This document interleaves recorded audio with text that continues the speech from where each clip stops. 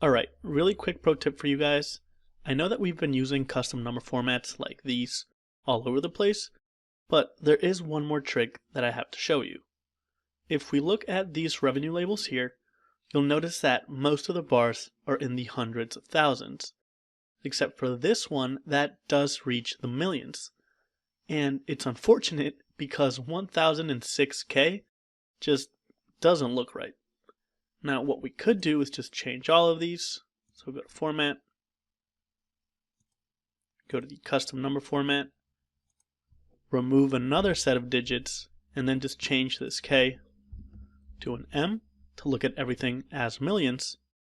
But if we do that, you'll notice that it's actually going to round my values up or down to the nearest million.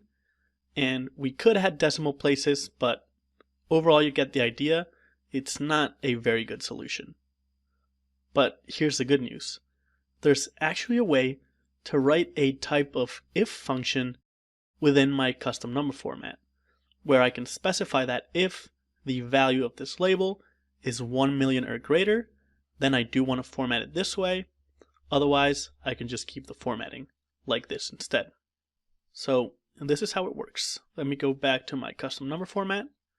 And in the beginning here, I'm going to open a bracket and then I'm going to specify my logical expression.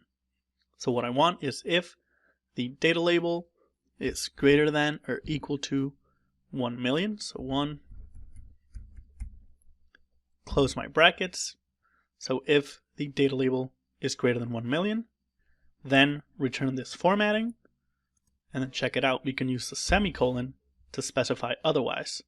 So if the label is not greater than or equal to 1 million, then the formatting I want to apply, let's copy this, paste it over here, change the M to a K, remove one of these commas, and once I press add, check it out.